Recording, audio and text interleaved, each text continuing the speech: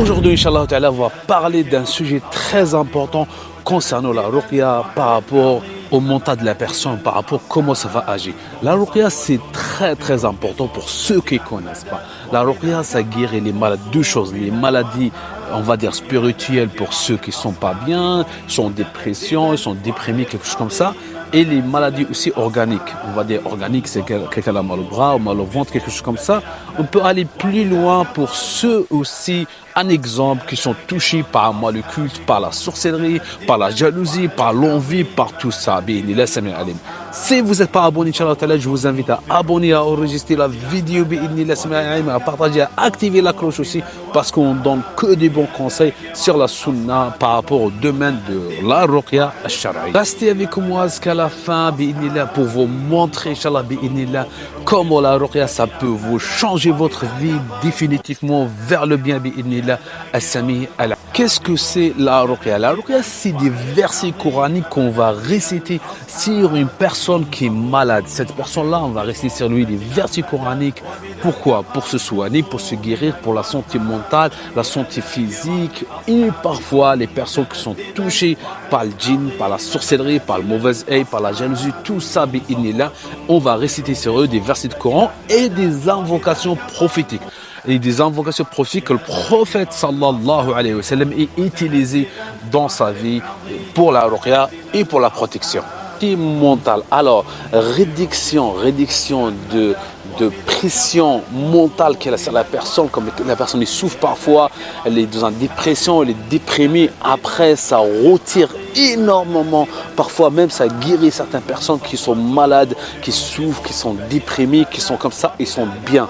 Et aussi, ça peut les débloquer dans d'autres choses différentes. La ruqya aussi, ça peut soulager les symptômes de dépression. Et parfois, les gens, ils se guérissent avec ça. Ils utilisent la ruqya pour se soigner parfois de la dépression. Mais ça retire les symptômes. Ça veut dire, si on fait une ruqya, on sent que vraiment qu'on est bien. On sent que vraiment qu'on est mieux qu'avant. On avance, on a des bonnes idées, on sent qu'on est...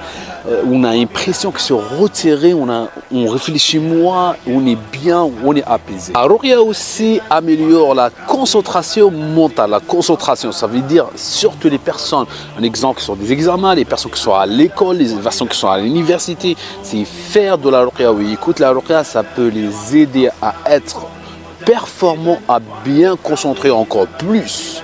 Une histoire, à l'époque, il y avait une dame qu'on suivait par la ruqya et tout ça, qui prenait des antidépresseurs puissants. Et subhanallah, avec quelques sciences de la ruqya, elle a arrêté complètement le médicament, bien sûr, avec suivi avec son médecin et tout ça, son psychiatre. Mais le psychiatre, elle a dit à lui, c'était musulman, elle a dit à lui qui fait la ruqya et tout ça, elle a dit, votre corps réagit bien, vous pouvez commencer à arrêter les médicaments. C'est un point positif, bi'idnillah. Comment pratiquer la ruqya? Alors la ruqya, on peut pratiquer tout seul. Un exemple réciter. On peut écouter la ruqya audio, comme on peut réciter le ruqya sur l'eau, réciter le Coran sur l'eau, ou boire de l'eau, ou écouter tout simplement et ruqya en audio. La deuxième, on peut aller voir un spécialiste, pas un spécialiste qui fait n'importe quoi, un spécialiste qui est de la sunna, qui pratique la ruqya shar'iyya, il peut nous aider à se soigner, à se guérir ou à améliorer notre vie de tous les jours ou améliorer notre santé mentale avec la permission d'Allah. Si on fait celle, si on fait la ruqya celle, qu'est-ce qu'on devait réciter? La première, on peut réciter juste Surat al-Fatiha, parce que Surat al-Fatiha, juste avec ça, on peut se soigner, on peut se guérir. La deuxième, on peut réciter Ayat al-Kursi, le verset de trône. La troisième, on peut réciter, un exemple, Qul huwallahu ahad al-Ikhlas, قل أعوذ برب الفلق سورة الفلق et قل أعوذ برب الناس سورة الناس. On peut rester ça 3 fois ou 7 fois. On peut rester sur nous, sur l'eau ou sur quelqu'un qui est malade. Il peut donner des bons résultats. On peut rajouter sur ça des invocations qu'on trouve dans la citadelle de musulmans comme Bismillah الذي لا يضر مع اسمه شيء في الأرض ولا في السماء وهو السميع العليم. Ou un exemple, des invocations qui sont connues de la ruqya et la protection de tous les jours. Ça, c'est une pratique spirituelle spirituelle qui ça peut ramener énormément de bienfaits pour la santé mentale et la santé physique dans notre vie de tous les jours, bien sûr. Bien sûr, n'oubliez pas, si vous voulez faire de la ruqya ou si à consulter un professionnel dans la ruqya dans ce domaine, il peut vous aider beaucoup avec son expérience, avec son pratique qui pratique tous les jours, tout ça. Quelqu'un qui a la connaissance, mais faites attention aussi, il ne faut pas aller chez n'importe qui, comme les gens qui pratiquent des collaborations avec des djinns, des choses comme ça, de la voyance, des choses comme ça, c'est rien à voir avec la ruqya. La ruqya, c'est clair, c'est juste le Coran le Coran et les invocations sans utiliser d'autres choses qui sont interdites. Ou un exemple, utiliser des médicaments, un exemple comme l'huile, le miel et autres choses qui sont bénéfiques, on peut utiliser.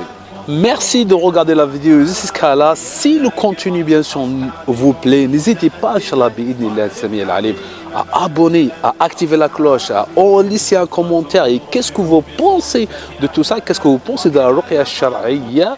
Et laissez-nous un commentaire à Sami Al-Alim pour que je puisse vous donner encore plus de conseils sur les maladies spirituelles, comme quelqu'un est malade par la possession, la jalousie, toute la maladie spirituelle. Je suis un spécialiste, j'aide les personnes bien sûr à se soigner, à se guérir avec la permission d'Allah subhanahu wa ta'ala. Je vous dis à la prochaine vidéo. Salam alaikum wa rahmatullahi wa barakatuh.